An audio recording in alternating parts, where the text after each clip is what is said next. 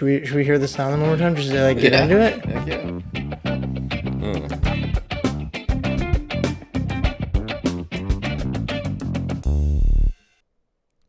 Hey guys, welcome back.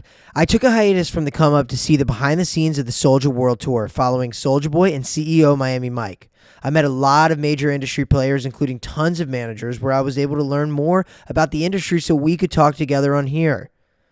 I was working on a few other projects on the side and admiring the previous episode of the Eanes Brothers.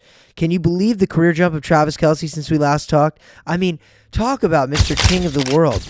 Dating Taylor Swift now? So many new questions. Hopefully, we will do a follow-up next season with everybody. But for now, I want to get into a change of scenery for the come-up. We are dipping into country music today. I am honored to have spoken with Bruce Kalmick, the founder of WHY&HOW Management under the Red Light Management umbrella with the legendary Corin Capshaw. Bruce is the manager of Chase Rice, Whiskey Myers, BRELAND, Danielle Bradbury, KALEO, and more. He's a wonderful guy, a true family man, and exactly who you'd want to be on your team. Bruce talks about his love for the Atlanta Braves, how he met Chase Rice and Whiskey Myers, and let me tell you guys, you're going to want to stick around to learn how Whiskey Myers was discovered. And let's just say, it was by pure accident, and the story is unbelievably funny. Have to knock on every door. Also, we have an exclusive interview with Chase Rice, so please stick around for that. With each other. I won't give you too much because it's coming up here in 10 seconds. My conversation with Bruce Kalmick of WHY&HOW, everybody. Enjoy.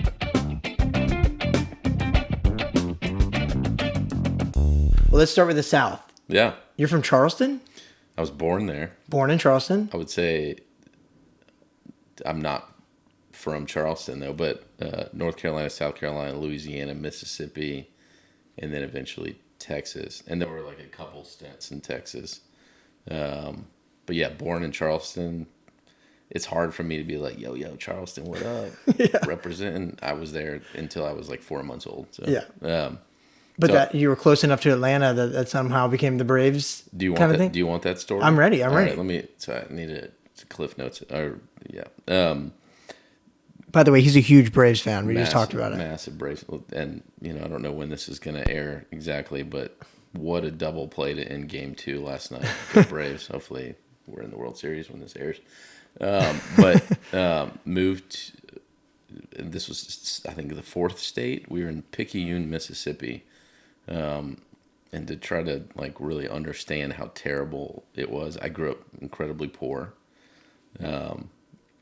with a fairly like abusive, situation in my childhood, and I won't get into fine details on that. But we're starting off really strong. Yeah, start strong here. But then my neighbor across the street was this old lady. We were like scared to. You kick the ball over there. It's like, oh, we got to run over there real quick and get the ball. And my parents had a garage sale or whatever. We didn't have a garage, but my dad had 2 sets of baseball cards, 1987 Donruss, 1987 Topps, which ends up the 87 Topps are like a legendary set. But she says to my dad, I would buy these, but I'd rather your sons start to collect. And my older brother really didn't have a lot of desire. I did. And she's like, why don't you come over to my house? She's across the street, and her name Miss Williams.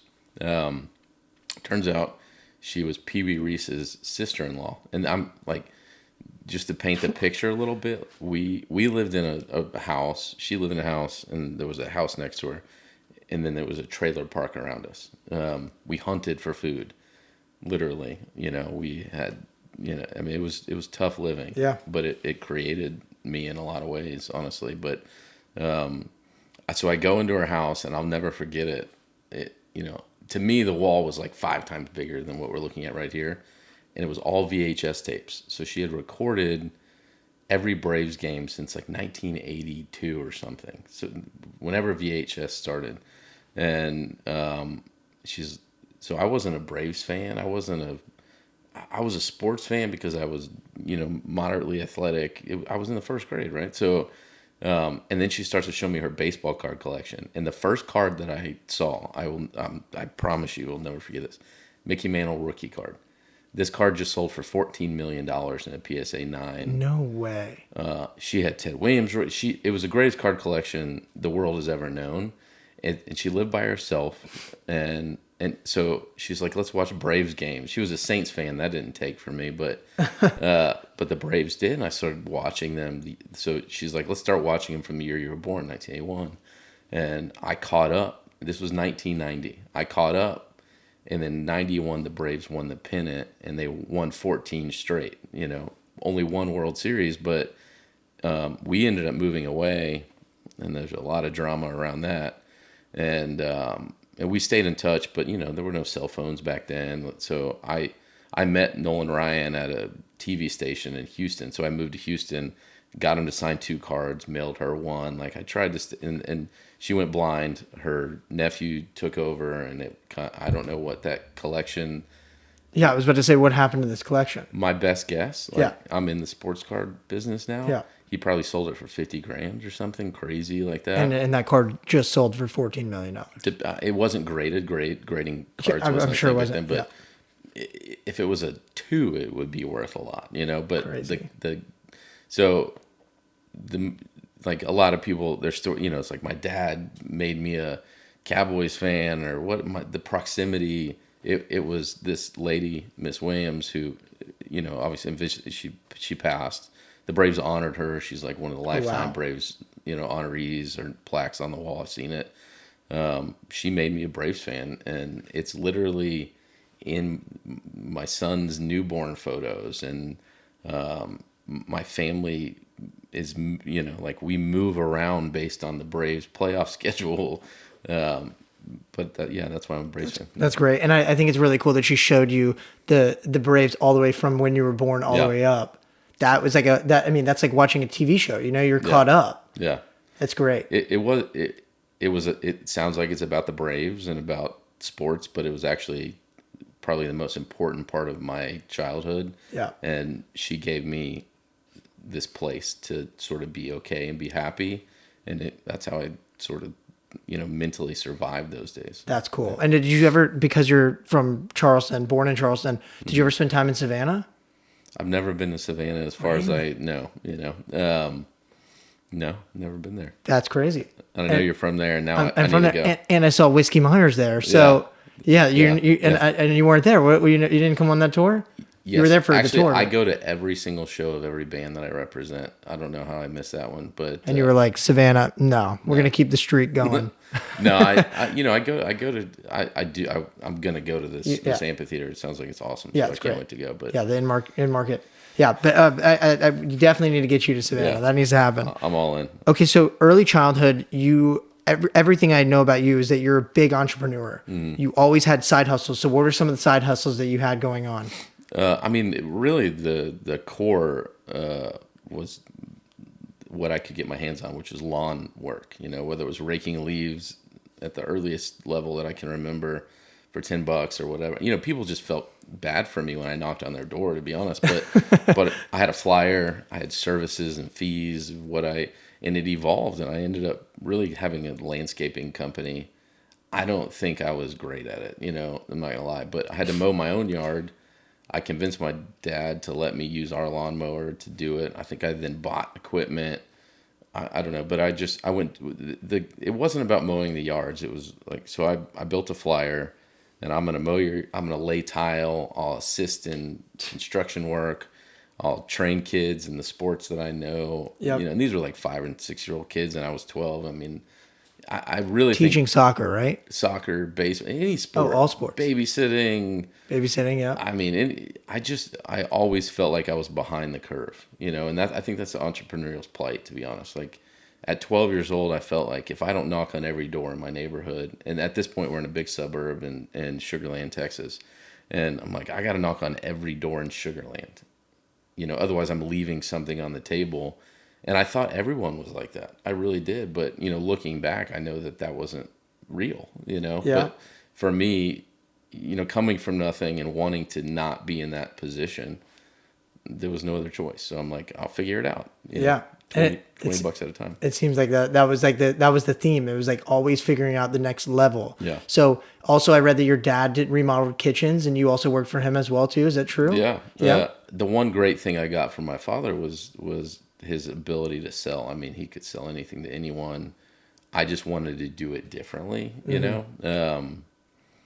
But yeah, he remodeled everything, you know, that he had a home remodeling business and a window and doors business. And that's what moved, you know, people were like, why'd you live in 9 states? You're in the Army, Nate. What was it? No, I'm like, my dad was a systemically failing serial entrepreneur in the home remodeling business. I mean, basically, but, you know, it made me who I am. Like if I came from a wealthy family and I didn't understand the difference between having and not having, I don't think I'd be where I'm at today. You know? Yeah. So, yeah. And you know, I did learn that your dad was in the World Series of Poker. Is that true?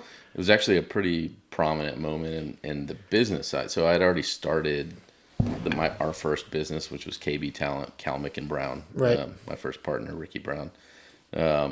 And my dad won this big poker tournament in Houston, and he could take 10 grand or go to the World Series of Poker and get the entry. He was in it. So me and a couple of friends went, and that was cool watching him. Yeah. And he was at some point in like top 100, and he ended up losing. It was a whole deal.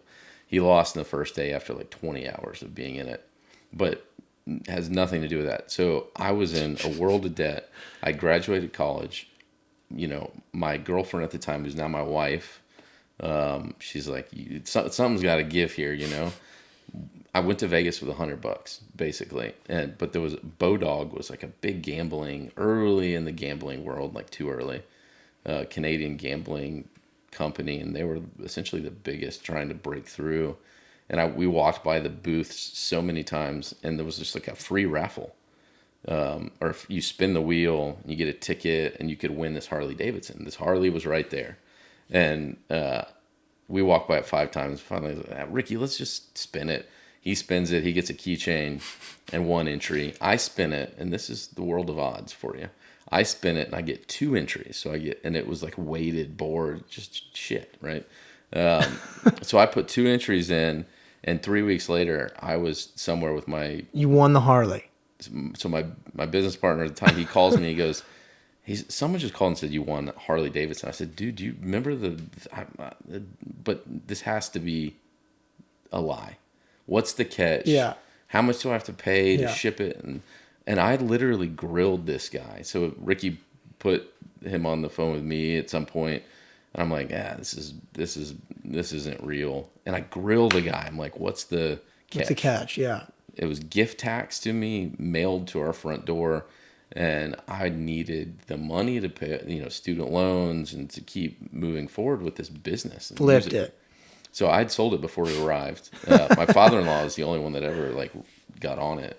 He's a motorcycle guy, and he rode it around the neighborhood. And some insurance guy from San Antonio bought it. Great. But it's funny how God works, you know. Yeah, that's crazy. I went there with $100. I won a Harley. That cash from the sale really was it led to me continuing on in the music business. And it seems like, well, like I said, you're an entrepreneur, but you're a self-starting entrepreneurial independent person. And it seems like you got started kind of the same way I did. You'll have to correct me if I'm wrong anywhere in this, but I started managing a couple friends of mine, and that was like, they were a rap group. It was a comedy rap. It was Lil Dicky on, you know, but like 15 of them on stage jumping around, and it was fun.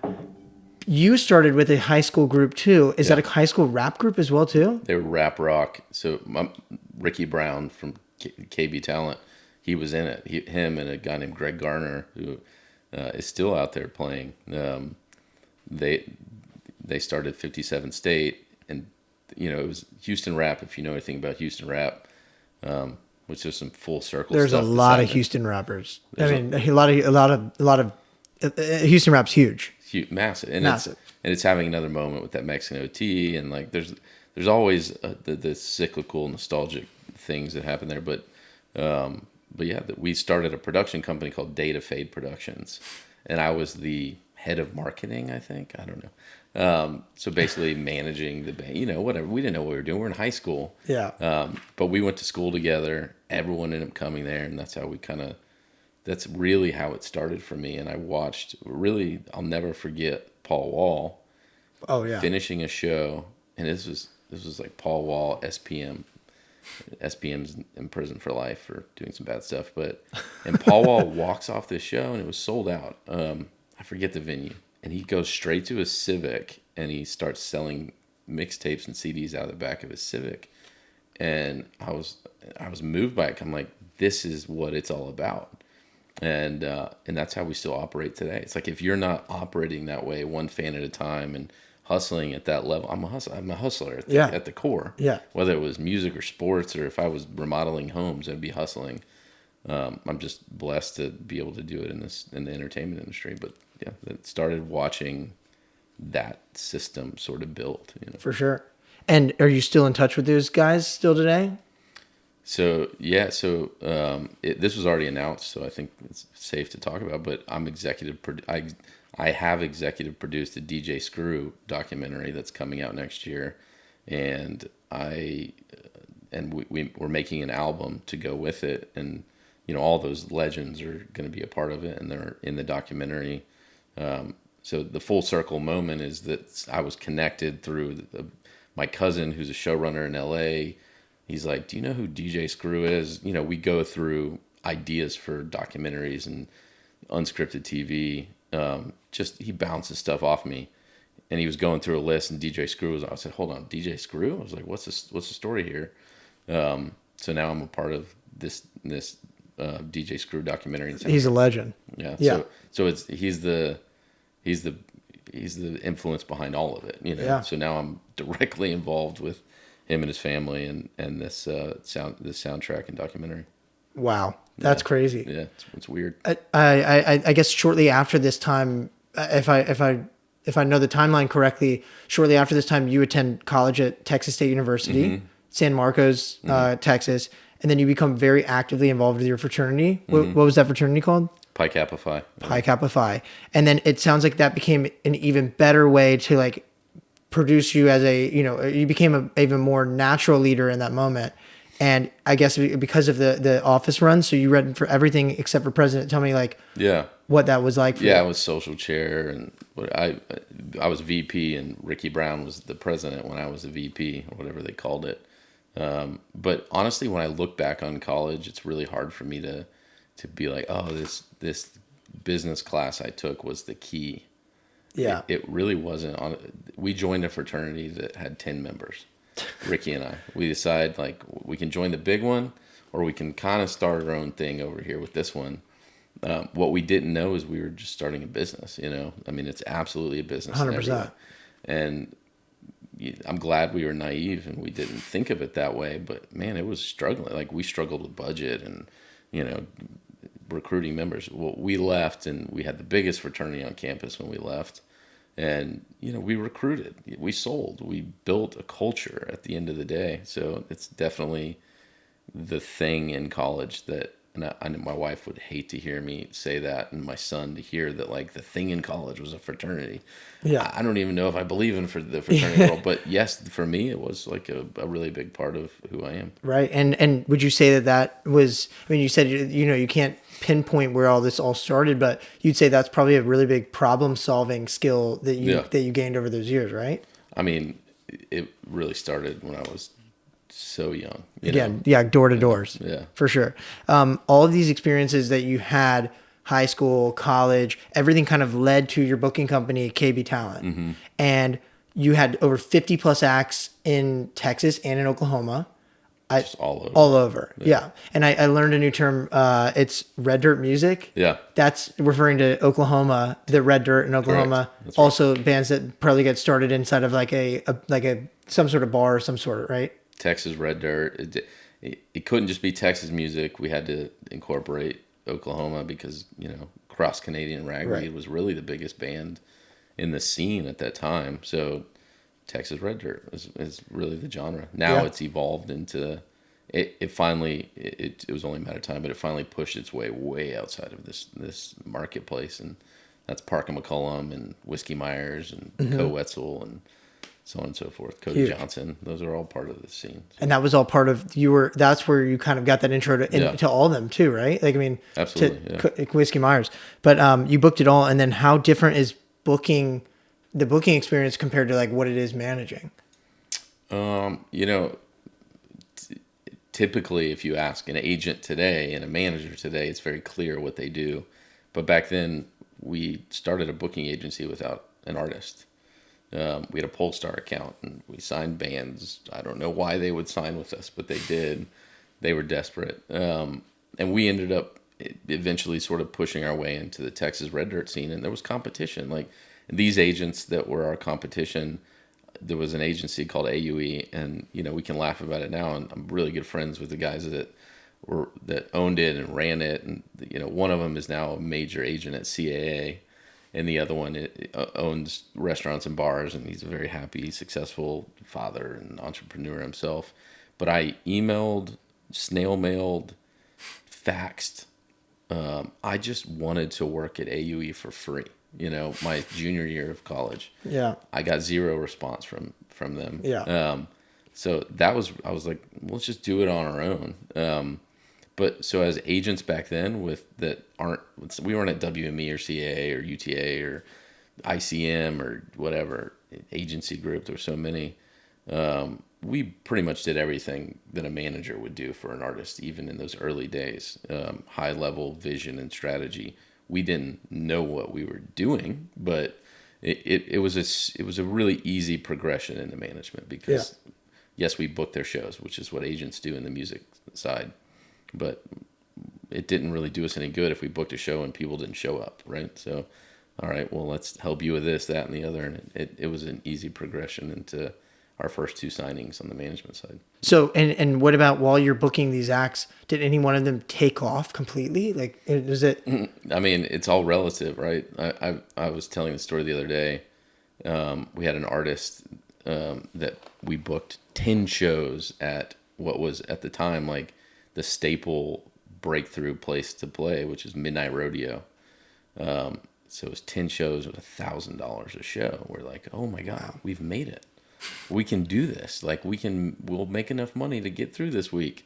But no, I mean, really, I don't understand how we sustained KB talent, but we did. And we got to the point where we could pay ourselves something, but it was really management that really built what we have today.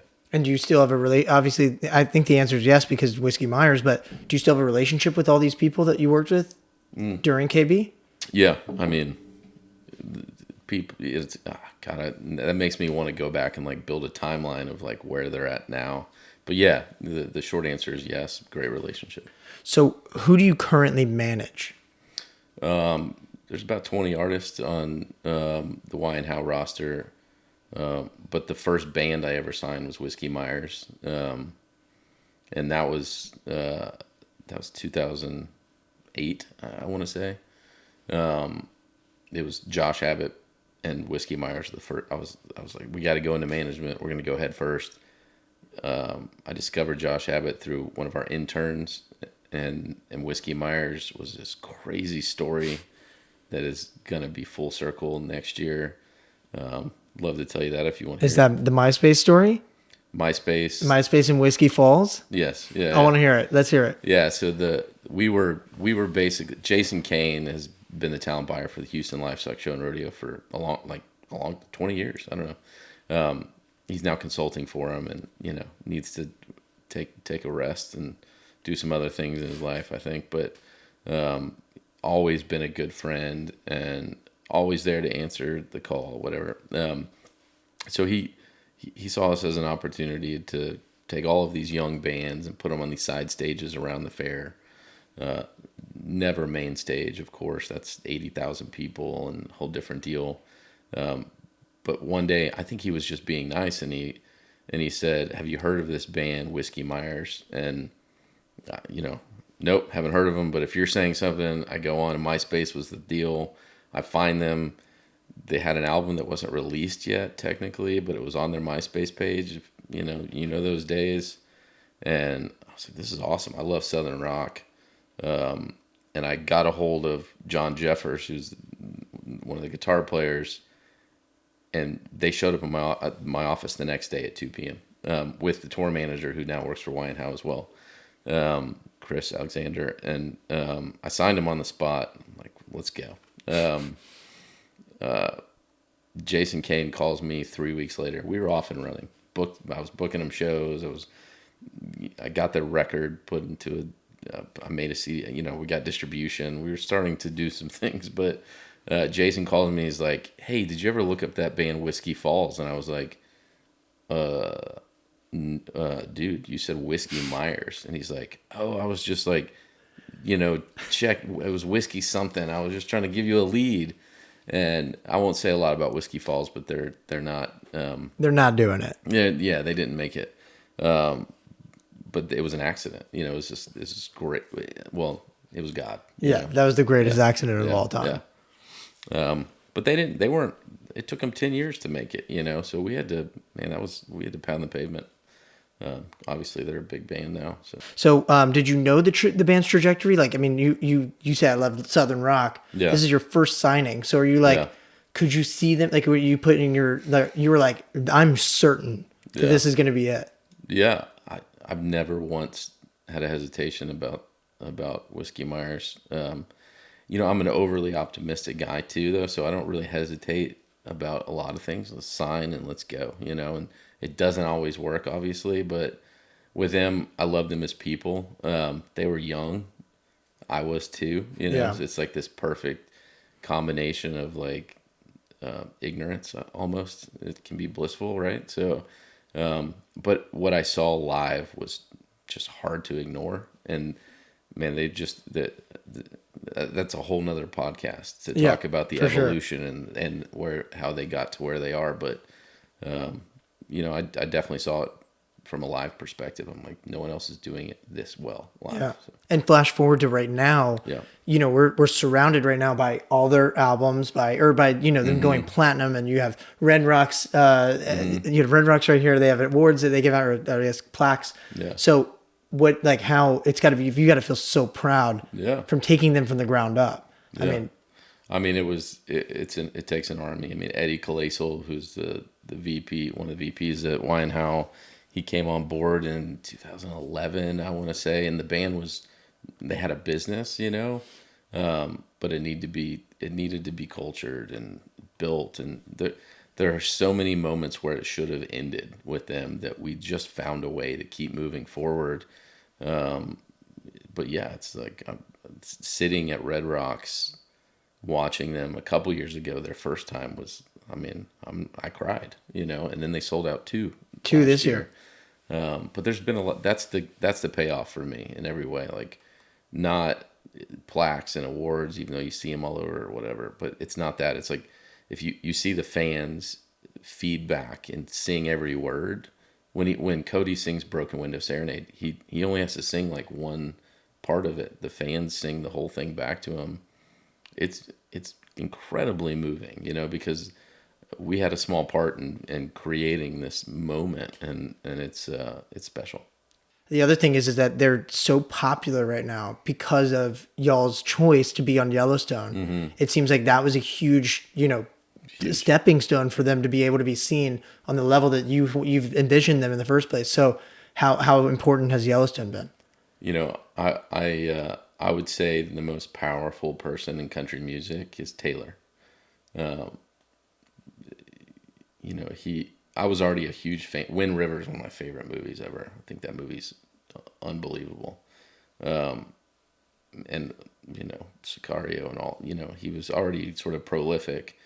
But when it was brought to us that he had a TV show on a network we had never heard of that had a prestige name, and they had a very low budget and they wanted as much as they can get, I didn't hesitate. I'm like, you're going to know one person, it's Kevin Costner. And I'm like, well, what do we have to lose? You know, you control the music.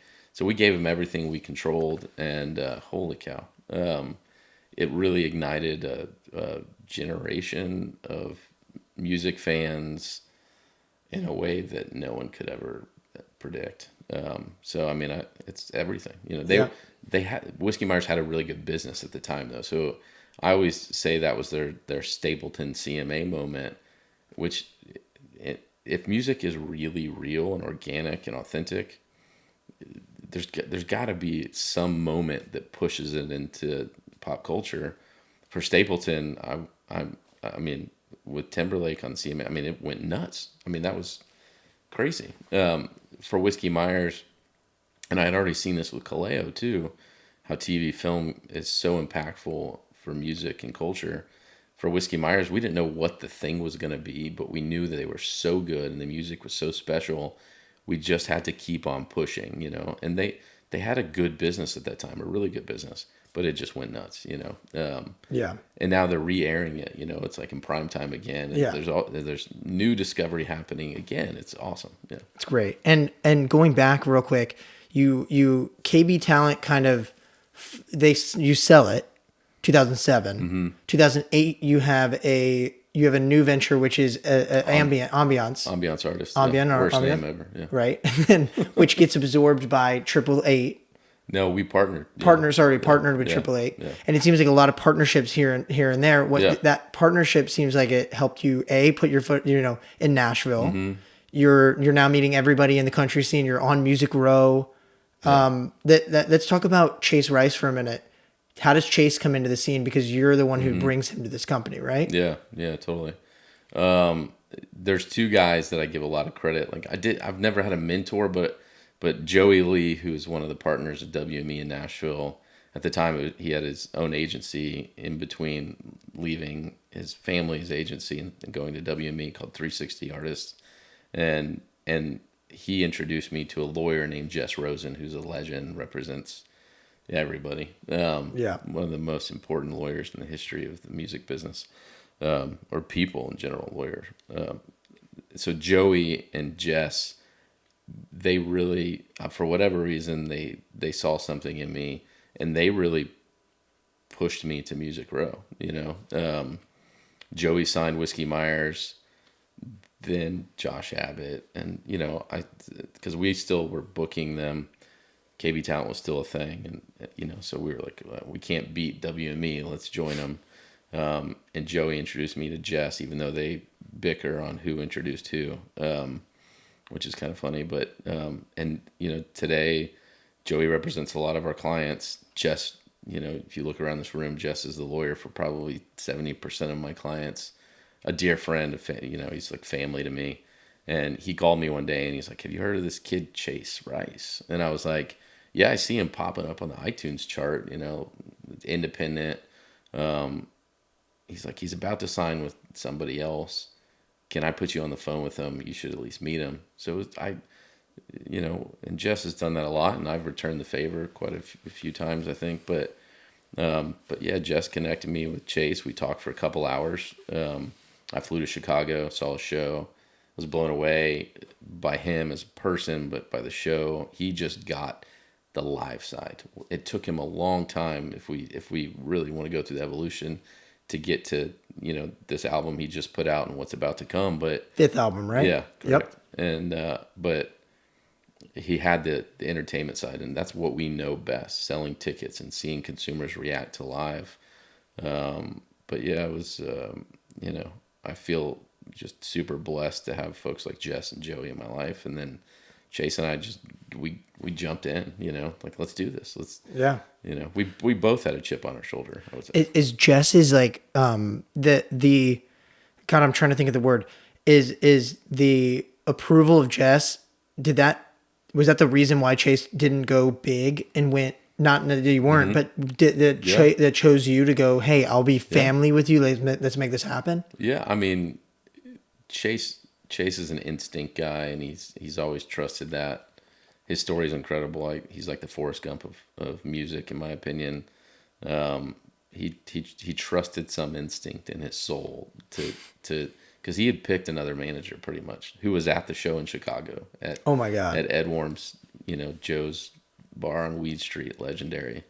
And I felt like, I'm here, good experience. I got to know Ed bet more. I'm not going to sign Chase, which was a bummer to me. It's going to this other guy who's a friend now. But he picked me. I was actually kind of shocked, and we've had a lot of success. What was that I want to go with you moment? Do you remember it? Like, sort of. He called me, and literally the next 3 weeks later, gosh, it was probably 3 months, but life is weird. I was sitting at his first #1 party as a songwriter for this song that went nuts. The called song, Cruise. yeah. His roommates, Florida Georgia Line, Right. When I signed him, Small flex. the song was like 45 on the charts, but it had crazy momentum. But I signed him before it like went nuts, but it was destined for diamond certification by the end of that year. Did you hear that song prior to its release? Is that what you're saying, or no? No, it was already out. It was already out. Yeah. Before it went viral. Yeah. Correct. Yeah. So he has the most incredible trajectory and like weird background story. Like I know he wrote a song in college, became this big, kind of popular guy on campus. Then he got selected to do NASCAR pit crew. Yeah. And he did like back from rear wheel. That's a lot to say. But he was doing that, and he won 2 championships. Yeah. Then he goes and lives in Nashville to do his dream. Is it Nashville? Yeah. No. Then it was his story. It's crazy. And then he writes with Florida Georgia Line. You miss one key part. What's the one? He was on Survivor. Survivor. He basically wins it, finishes second, but I've never watched it. I kind of want to go back and watch my best friend wants to be on Survivor so bad. Really? So bad. I know the whole team. Well, they've tried to get Chase to come on and do these reunion things so many times. Like, no, it's so crazy because the Survivor thing blows him up, but then he uses that money, which I read was $100,000. $100,000. He used the money to go and make his life dream happen. He bought a truck, and then he drove to Nashville and. Within months, he wrote Cruise, I think. He grew up with Brian Kelly in Florida. And then he moved to the Carolinas. He's kind of from both places. But just, a crazy story. And crazy. We kind of independently built something special there, too. Yeah. Okay, so you take artists from the ground up, which is super impressive, and we just talked about a few different examples of that. Can you talk about your method and model for breaking an artist and how going on tour, selling out shows, and social media play into not only their popularity but also their profitability? Yeah. I mean, the answer is really pretty simple. It's like, how do we get people to do the most important thing, which is buy a ticket to a show? So we think backwards from that in the context to everything that gets that consumer to want to buy a ticket to go see the show. That's everything else, right? Whether it's radio or socials or videos, obviously the music has to be important, great. So we, when my aunts or uncles or distant relatives, like, what does it mean to be a manager? And like, what's like a GM of a restaurant? They hire, fire, pick the silverware and, have a hand in the food, whatever, like they do everything. And that's kind of what we do as managers. And I've always seen it as a team effort, without Haley and Chris and Eddie and Evan, like we've creative, without Avery and Melanie, like we have digital tour marketing. It's such a group effort. I cannot take credit for it. But it's,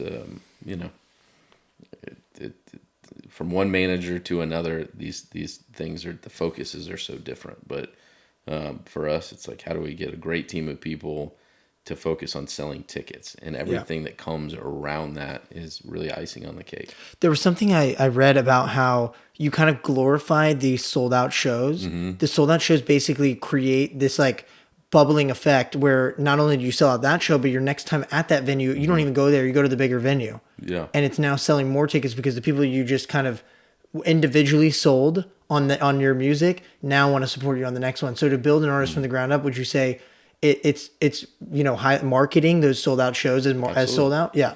I mean, I knocked on every door growing up. It's no different.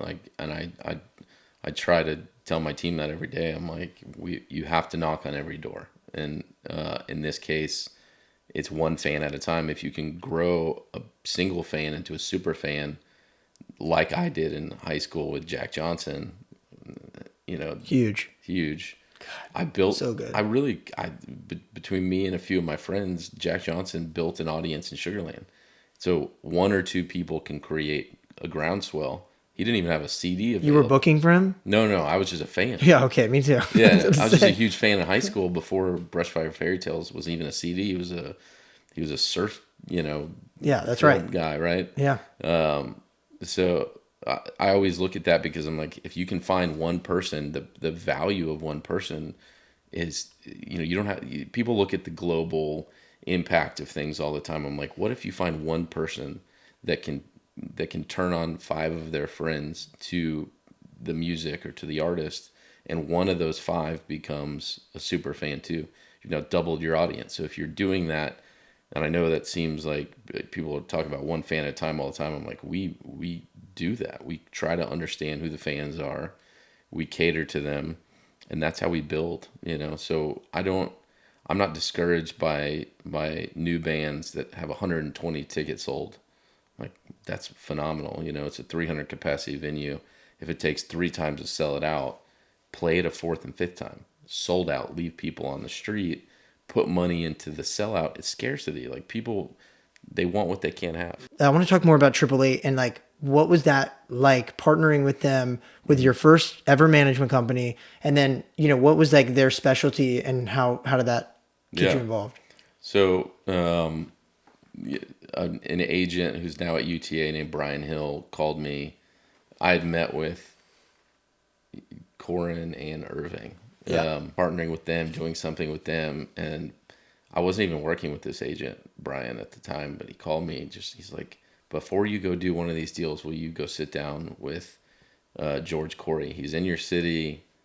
He had 7 or 8 employees. I had 7 or 8 employees. He's like, just go sit down with him. I said, okay, I'll sit down with him.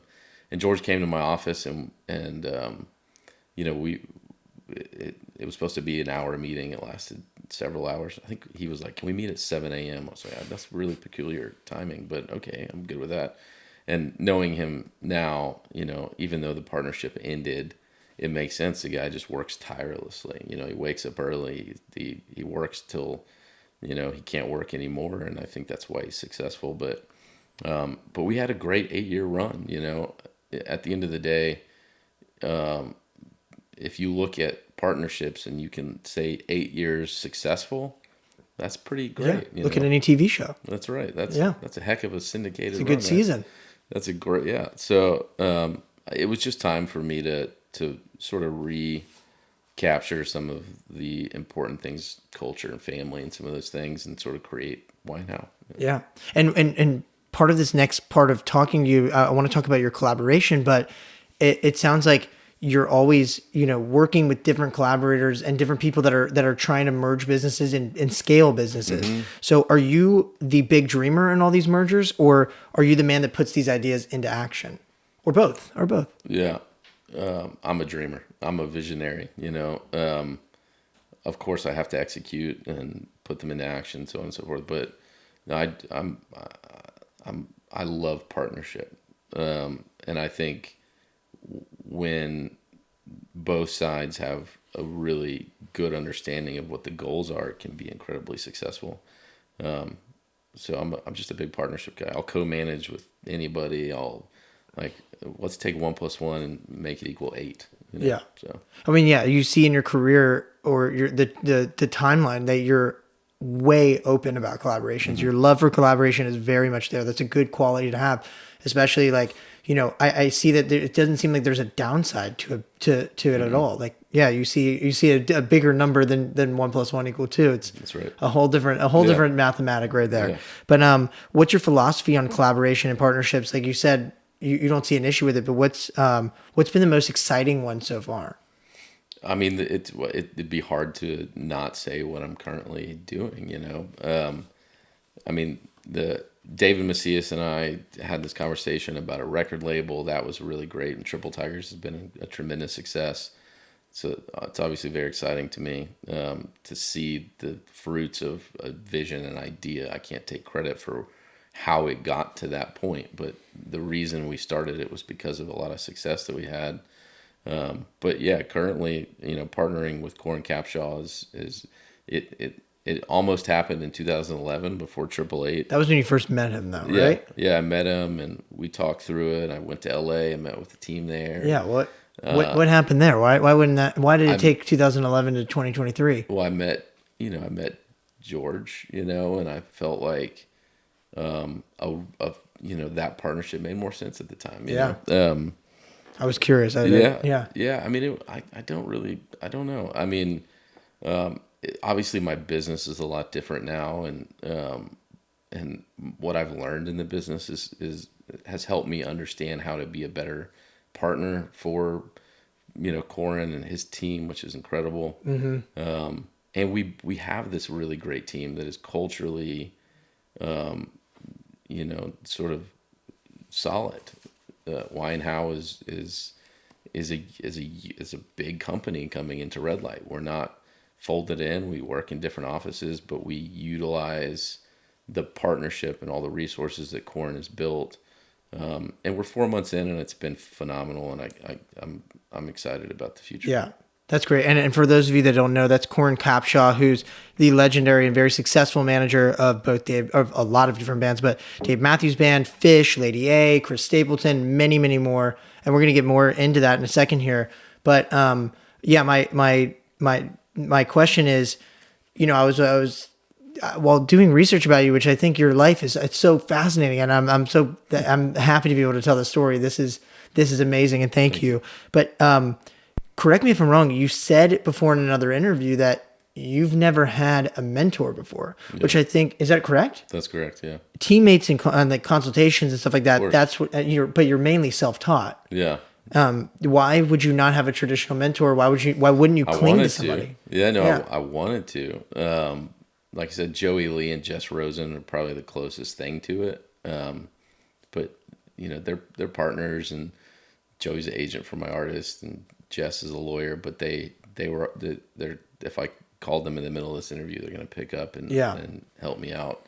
I just there was I don't. It's not that I didn't want one. I always wanted one.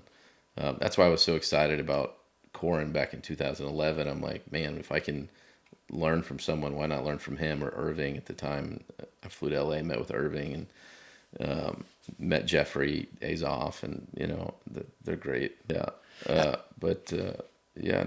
I'm it's one of those, it's a weird deal. So now hopefully I can mentor others, I love that. And I mean, there's a thing that you said also in that as well, in that interview that I'm looking at, or that I'm listening to, is that if you could just, and I love this, the philosophy of this, if I could just get 1% of Irving's time a year, and 10% of this guy's time, and 5% of this guy's time, and you build the 100% of what is a mentor, you didn't have a specific mentor. You had tons of different people that came into your life for mentors, for mentorship. Right. Yeah. So I love that. I love that philosophy of just trying to build that percentage of what is a mentor, because that's how you broke it down. Absolutely. There's these partnerships that it could be someone younger or older. It doesn't really matter. I mean, I would say I'm mentored by my staff, by my team, by my wife, by there's mentors everywhere. Yeah, influence. It's just so much influence. Yeah. So I want to talk about today. Today's October 10th. We I don't usually date timestamp the time that we talk, but hey, it's October 10th. Today is World Mental Health Day. Mm-hmm. I've seen that you're an advocate for mental health. How important is your mental health and that of your clients? My clients and my staff and anybody that's sort of a part of our world, it's everything to me. It's something that's, it's probably one of the biggest issues in the music business, I would say, on the executive side and on the artist side. It's overlooked. It's underappreciated how difficult it is to be on the road or be a manager on the road or a tour manager or a guitar player. Man, it's not a good life, at the end of the day. It looks like this really incredible life to live, but the reality of it is, even at the highest levels, these folks really battle. They're missing family, they're missing friends, relationships struggle, alcohol and drug abuse is rampant, So it's, when I started Why&HOW, it's family first, and we talk about mental health every week, and we're going to help anybody that needs it. And we're going to, I didn't always understand it. So there were probably times where I didn't, take action when artists needed time off or, but now I'm like, no, take a break. We'll cancel shows, cancel tours. Who cares? Let's get you right, because the rest of it doesn't really matter at the end of the day. And frankly, you can't be successful if you're not mentally healthy, So it's everything, I mean, you can read this afterwards, but this is right by my keyboard. But this is Read us a little something. it's not about me. It's about my family. I know I'm not well equipped to be everything to everyone, but I can be as everything as possible for my family. So it's starting with family. So these are affirmations that you read to yourself? Yeah. When do you find yourself reading them? Is it every day? Or is this you'll have a moment and look over? Often, it's hard. I have to fight. I have to succeed. I have to be good enough. These are things that I think successful people have to battle with. You have to take the hits. You are significant enough to be confident. Just being good enough. Like, I think a lot of people live with imposter syndrome that succeed, especially entrepreneurial. It's part of again. Oh, I have it big time. Yeah, it's Who doesn't? You have to like look around you sometimes and realize like, okay, this feeling is false. It's straight up a lie that is being forced into your brain by the wrong side of life, and this helps you correct that. Yeah. So are these some of these things like we've talked about this before? My mom sends me a lot of quotes. How did you find these, or did you really, was that you? I wrote these. These are yours. Yeah, this was a couple days of, and God is always with me, at the end, like I will persevere. These are just things that that kind of came to me over the course of a few weeks, I think, and I just kept adding to it. Great. So I just kind of turned back on it, and because plaques and awards and all these things, they don't really mean a lot if I'm not with my family. For sure. And if I'm not happy with my family, which is something that I faced, like I'm so busy, I'm so pressured in the music business that the one thing that you want more than anything is just to be a good dad and to be a good husband, and you're letting the business of what you do prevent that. And man, I've been in some dark places because of that. And I what I don't want is my staff to ever get in those positions, and I don't want the artists to feel like that either. I'm like, let's be mentally healthy. Let's be happy. Let's have more kids. Let's not let the pressures of the music business prevent us from building family, which is what happens, Right. So I'll stand on that box all day and scream it from the rooftops, family over money all day, All day. Yeah.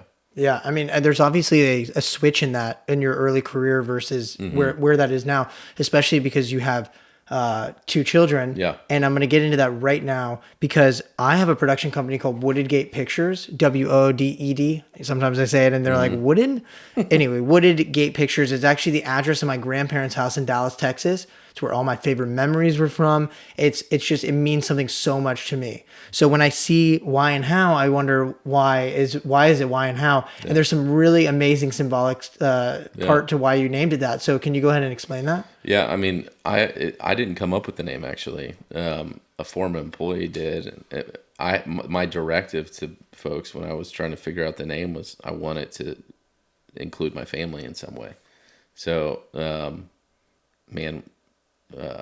I'll forever be grateful for her for coming up with it. And she sent it to me with like the colors and everything.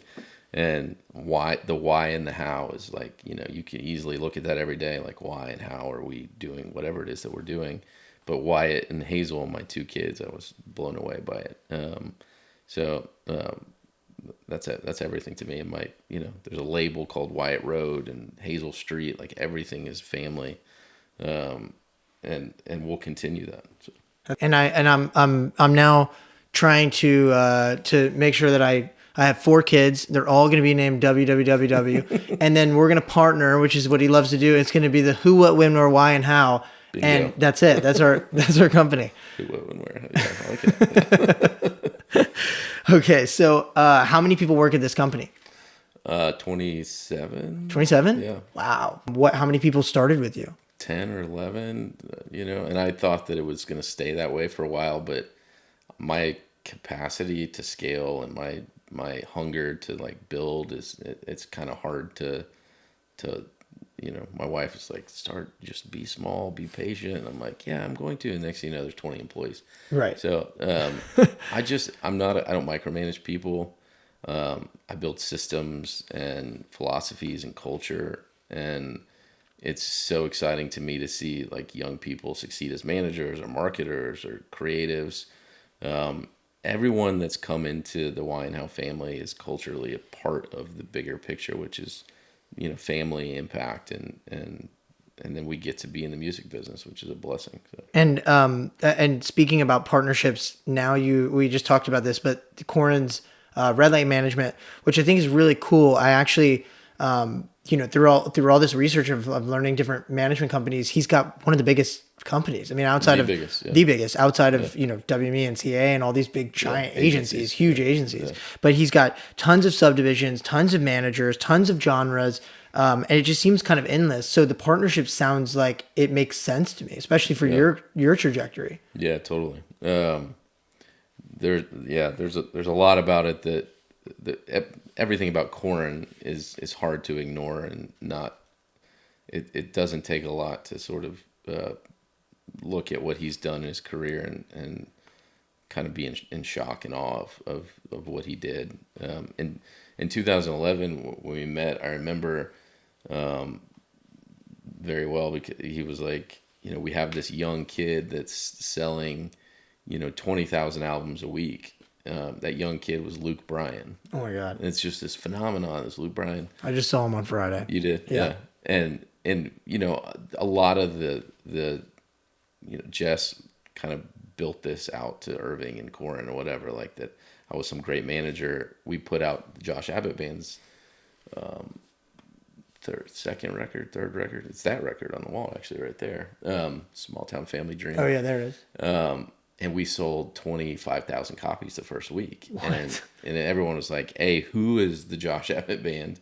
And who did this? How does this happen independently? It didn't make sense. Wow. And to me, I was like, oh man, we didn't do all that great. But and then Jess just pushed it out to everybody. Like, everyone should know who Bruce Kalmick is, and everyone should know who Josh Abbott Band is. And he signed a big record deal. And I got a lot of attention for being sort of the vehicle and the engine behind the business of it. It was a fun moment.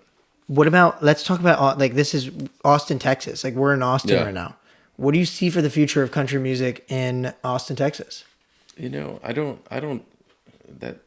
hard to put like a box over it in that way for me. I would say our company is like centrally located in Nashville, but music is everywhere.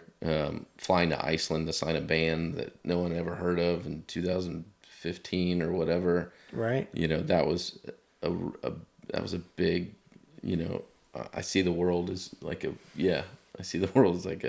it's global, and with streaming it became even more of accessible, instantaneously accessible.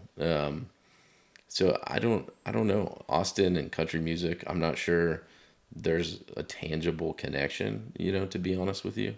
I think Austin and live music is that, if bands don't tour through here on their tour, they're missing a really great opportunity to hit fans that actually love live music. But it's not the music capital of the world. It's the live music capital of the world, right? So the industry on the business side, I think, has an opportunity to become something at some point. But there's been like 2 or 3 attempts. And there's very little infrastructure. It's going to take somebody coming in and, like, I've said this for a long time, like, just build out this massive facility, bring all of the music industry in here, which is, there's only a few companies really, but they're big companies. Bring everybody in and start collaborating and working together. Again, partnerships and collaboration.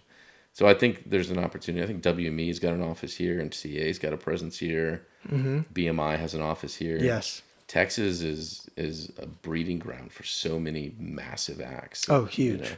So that's part of my goal with my partnership with Corin, is to make sure that we have our feet on the ground here and that we're paying attention to those things. Okay, so this next segment, we have 2 more things to go through real quick. First, I really like the opportunity for this to become a channel for your clients or your coworkers to be able to say something about you.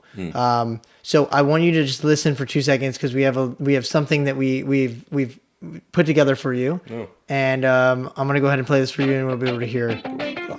And now, an interview with Chase Rice. All right, Chase, are you there? Can you test the microphone? Check 1, 2. Hey. Hey, thank you so much for doing this. We'll just get right into it. What kind of person is Bruce? What kind of person is Bruce? Well, his simple answer is he's a good person. He puts his family before anything, and that's something that him and I talked about a long, long time ago, was family comes first over anything in this music industry, because the music industry will come and go, but he's got a son and a daughter that are always going to be there, so he puts them first, and anybody that does that, in my mind, is a good person. Totally and completely agree. My next question is, what kind of impact has Bruce had as a manager on your career? Extreme, I would say. We've been together since day one. We've had a lot of ups and a lot of downs. And it's been a very unconditional way to do a career. I've not been a down the middle, mainstream artist a lot of the time. And we've, in a lot of ways, we've grown together. So we've had big impacts, I think, on each other as far as our careers go, and had a lot of communication times where we needed to communicate to get through a lot of stuff. But I would say in one word, extreme is the impact that he has had on my career. Right, and so like in every relationship, communication is literally everything. So you would say that this dream has happened because of Bruce, right? Yeah, in a lot of ways, this dream has happened because of the work that Bruce and I have done together. And it's pretty special to still be together after, 10 years. Wow, a decade's a very long time to be together. I mean, how has your relationship with your manager strengthened over time?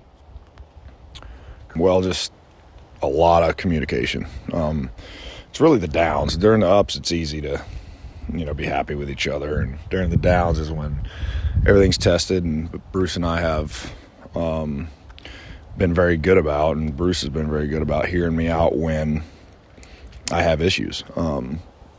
If I got an issue, I'm going to go to him, and we both are extremely honest with each other. And that has brought out, I think, the best in him, and him pulling the best out of me. Is just being able to communicate and be extremely honest with each other and say not what you want to hear, but what you need to hear.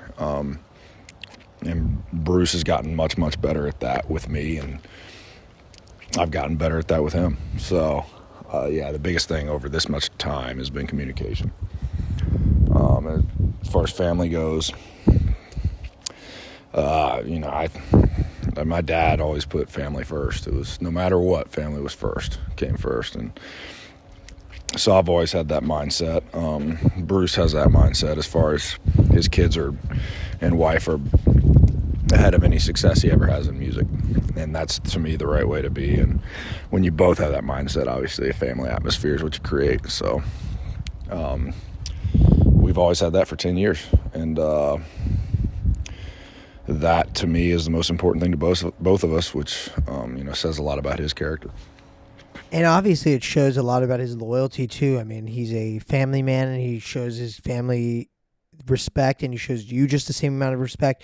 It seems like it's such a healthy relationship. I have a couple final questions for you, but my final question really is, what goals do you look forward to achieving in the future with Bruce? We're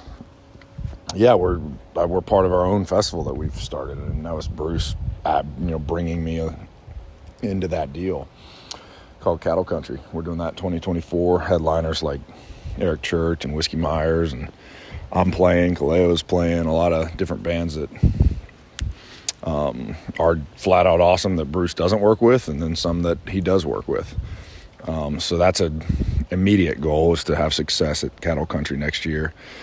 And then arenas. We've talked about arenas for a long time. If it happens now, that'd be awesome. If it doesn't, that's okay, because now I believe that I'm making the music that is me. It's 100% me, and it's the best that I can do right now. And I'm not just doing it to be popular. I'm not doing it to have a hit. It's me, and it's real. And the last 10 years working with Bruce has all led to this, and he's encouraged me to do this and be myself, and that's a huge thing. So that's why I say it's like, man, we love to. Obviously, Bruce and I have talked about arenas for 10 years. Feels like we're getting there, but if we don't, at least we're making music that's true to who I am now, and that's something to be proud of. Okay, and lastly, you just had another studio album released. Let's talk about that for a second. How important is that in achieving those goals in the future with Bruce? Yeah, we just put out the I Hate Cowboys record, which to me is the best music I've ever put out. So another immediate goal for me and for Bruce, obviously being the manager, is new music. You know, get everything out of the way that feels like it's holding you back, and keep releasing great music, because at the end of the day, that wins no matter what. So that's put out a new record early next year. Get ready for Cattle Country. Get ready for a big year with Dierks Bentley. And let's keep going. Thank you, Chase. I appreciate that, and I wish you the best of luck, and congrats on all the recent success. All right. So I want to go ahead and get in real quick here to the advice section. This is the last section. Cool.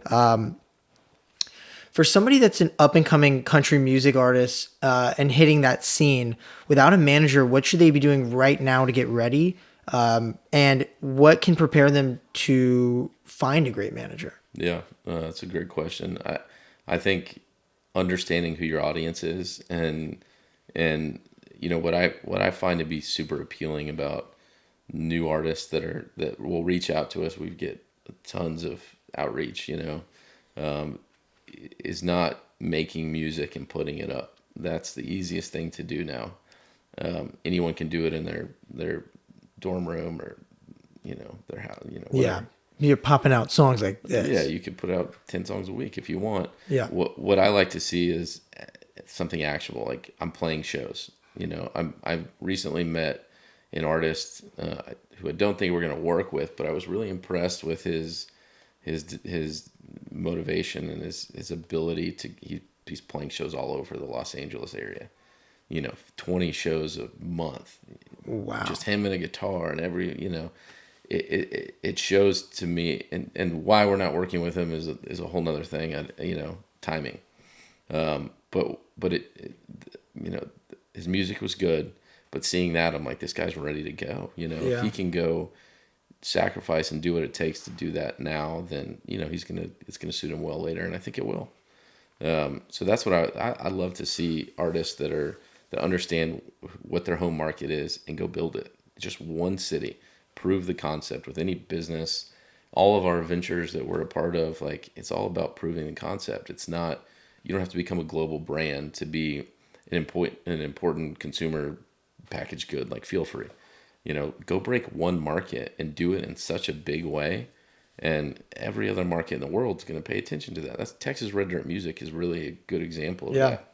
If it works here, why wouldn't it work in France? Why wouldn't it work in Amsterdam? Why wouldn't it work in New York and Seattle? And that's how I see it. Yeah. If it works here, we just have to go do the work. We'll get there, but you got to get out of your home market or your state or whatever eventually. But if you can prove that, then the rest of it's easy. For sure. And we have two hometown acts, or Savannah acts, Millie Kinner, and then also the Individually Twisted. Both of them perform like constantly, consistently. It's one of the most impressive things. Like to see them continuously, like finding new bars and new people. They've gotten their fan base. They've gotten, and it's not, they haven't gone that Nashville route where they're performing at every bar on Broadway. But it is impressive to see, because you can put out songs all you want, but to be able to see those people live and that tangible evidence that they're that star. You're right. I mean, that's putting yourself out there it's a huge step in it. We've gone away from it. TikTok is the latest, but there's been numerous vehicles that have prevented artists from understanding that.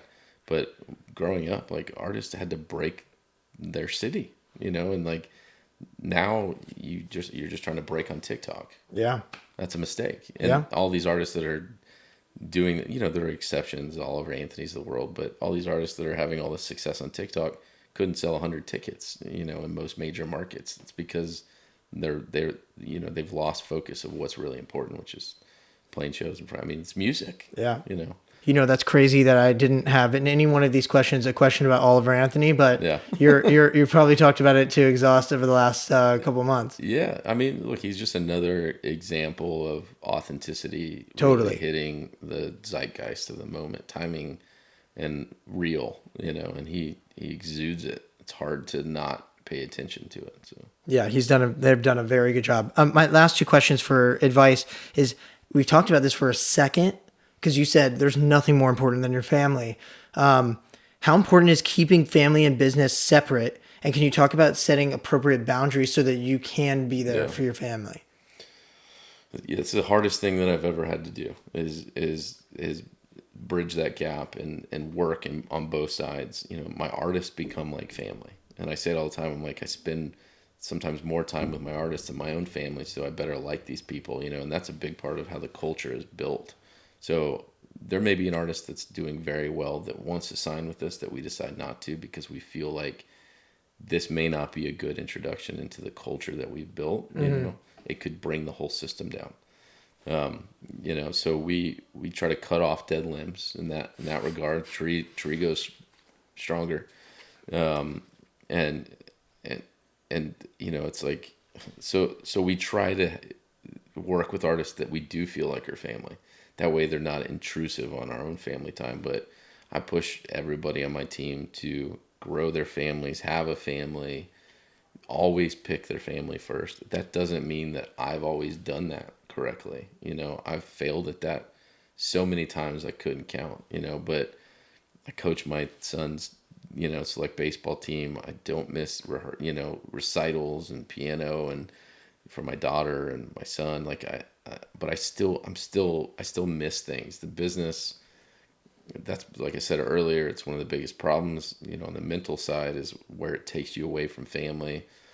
It's a battle, but, you know, we start every day with that mentality that it's family first. And I feel like, you know, we're onto something, and hopefully others will adopt that sensibility too. Yeah. The last question is, what's one important lesson that you've learned that everyone needs to know of how to become a successful manager? An important lesson. I think honestly it goes back to what I just said in terms of family.